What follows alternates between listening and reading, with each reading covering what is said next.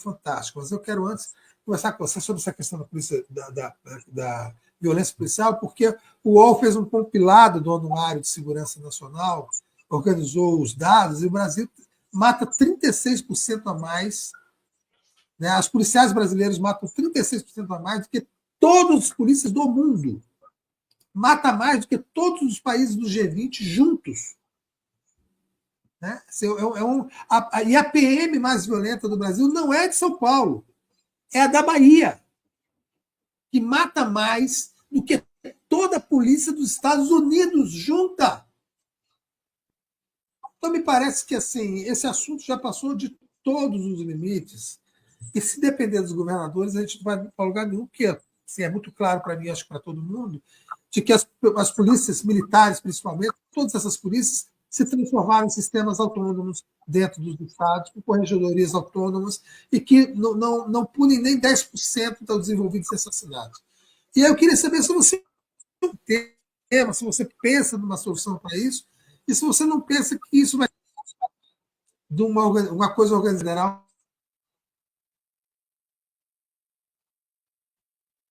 Eu não estou conseguindo te ouvir, Leandro.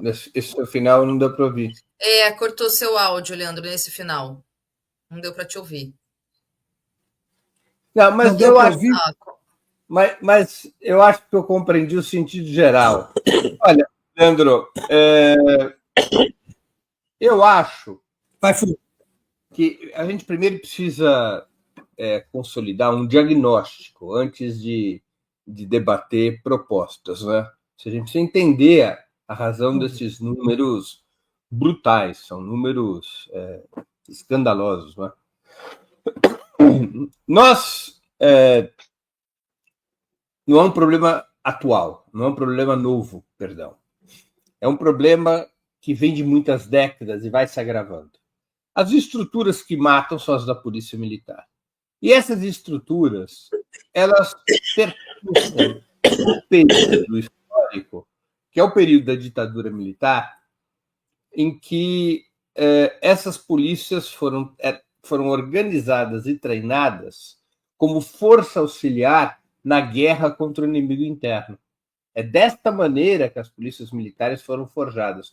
Houve uma reforma dos aparatos de segurança nos anos 60, uma reforma importante. As antigas forças públicas, que eram as polícias preventivas dos estados, elas foram transformadas em polícias militares. E ao serem transformadas em polícias militares, elas se tornaram apêndices das Forças Armadas, com a hierarquia semelhante às Forças Armadas, com a formação semelhante às Forças Armadas, com a lógica das Forças Armadas no escopo da doutrina de segurança nacional, aquela que identificava que o inimigo a ser combatido era interno. Esse inimigo interno eram os comunistas, era a subversão, era a resistência ao regime militar, mas também a base social do que representavam esses inimigos a serem combatidos. Qual era essa base social? Os pobres, os trabalhadores, os negros, a população periférica, aqueles setores sociais nos quais se houvesse engajamento com a ação dos que combatiam a ditadura, com a ação dos revolucionários, poderia provocar desestabilização para o regime. É nesta lógica que foram criadas as polícias militares. E da mesma maneira como nós nunca tivemos uma reforma das Forças Armadas, tampouco houve uma reforma das polícias militares.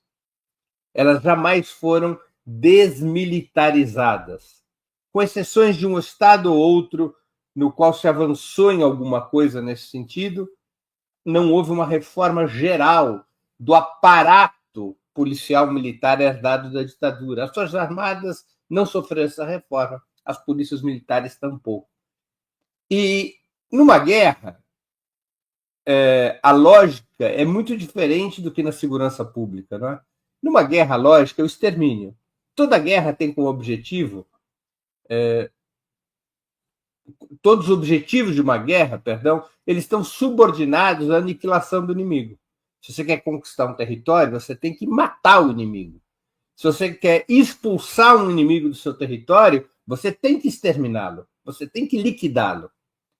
Esta lógica foi transposta ao longo de décadas para a segurança pública brasileira. As forças policiais brasileiras não são forças dedicadas à prevenção do crime, ao trabalho de inteligência, à contenção controlada dos episódios violentos, ao escalonamento da violência conforme a gravidade do delito. Nada disso existe. Elas foram formadas numa cultura militar forjada durante o período da ditadura. Então, é evidente que a violência que a polícia tem que empregar quando ela enfrenta, por exemplo, uma quadrilha vinculada ao crime organizado, que reage a tiros contra a própria polícia, num confronto aberto, é totalmente diferente do que quando a polícia está fazendo uma ronda comum e se depara com a possibilidade de que esteja havendo crimes. A violência deveria ser totalmente proporcional ao feito. Como a cultura das polícias militares ela é uma cultura de guerra, a violência é por igual. É como Israel na faixa de Gaza. É a aniquilação, é o extermínio. Essa é a lógica em que as polícias militares foram forjadas, com todos aqueles componentes de racismo que nós conhecemos. Agora, não é esse o elemento principal, porque nós assistimos muitas vezes policiais negros exercendo uma violência gigantesca contra civis negros. Porque o que predomina, o problema central, embora o racismo deva ser evidentemente combatido no interior das polícias militares, o que predomina é essa cultura de guerra contra o inimigo interno. Então, se esse diagnóstico estiver correto, e não é um diagnóstico meu, esse é um diagnóstico dos principais especialistas em segurança pública, né? Luiz Eduardo Soares, a Jaqueline Muniz, né? E vários outros que estudam esse fenômeno. Nós precisamos de uma reforma geral do aparato policial militar, uma reforma das Forças Armadas e uma reforma das polícias militares, uma desmilitarização das polícias militares. Elas têm que sofrer uma reforma profunda, não é? Para que elas passem a ser forças policiais e deixem de ser forças militares contra o povo. E essa reforma não está na agenda, porque a agenda que impera nessa área, pela influência da extrema-direita, pela influência de determinados veículos de comunicação, a agenda que impera é a agenda do aniquilamento. É aquela pressão por polícias cada vez mais violentas. A ideia que predomina é a de que a violência da polícia contra os supostos focos do crime ela é aplaudida pela sociedade e dá voto. Por que a gente não vê os governos estaduais empenhados em reformar as polícias militares? Parte desses governos acreditam na cultura da guerra contra o inimigo interno, como é o caso da direita, né? Como é o caso de Tarcísio de Freitas, Ronaldo Caiado e outros.